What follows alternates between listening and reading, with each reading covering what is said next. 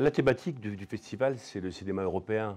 On prend le cinéma européen d'une façon très large, parce qu'on n'inclut pas l'Azerbaïdjan, mais on inclut la Russie et on inclut la Turquie aussi. La Lituanie, la Lettonie, l'Estonie et la Finlande. C'est pas l'Europe, Commission européenne, c'est l'Europe large, donc c'est le cinéma européen.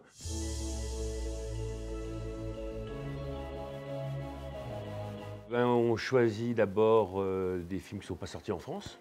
Ça, on aime bien avoir des premières françaises parce que pour avoir de la presse, on essaie d'avoir un aspect géographique et puis aussi différents styles, différents budgets de films pour donner une diversité. Et les films doivent être aussi des films qui sont divertissants, intelligents.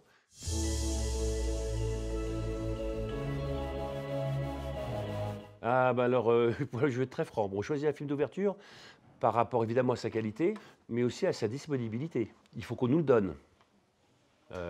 Et ensuite, non seulement il faut qu'on nous le donne, mais il faut que les acteurs viennent. Là, il se trouve qu'on a un film et on a la chance d'avoir Lambert Wilson qui se déplace de Caen avec les grèves, qui arrive jusqu'ici en voiture, il va arriver à 19 h. C'est quelqu'un qu'on adore beaucoup, non seulement pour ce qu'il fait au cinéma, mais aussi son engagement green, parce qu'on est green depuis longtemps, mais c'est très important pour nous qu'il soit là, tous les symboles que porte Lambert Wilson, mais aussi Riccardo Scarmaccio, qui est le plus grand acteur italien, qui sera là. Voilà, puis on a un très beau film d'ouverture, c'est ce qu'on appelle un whodunit.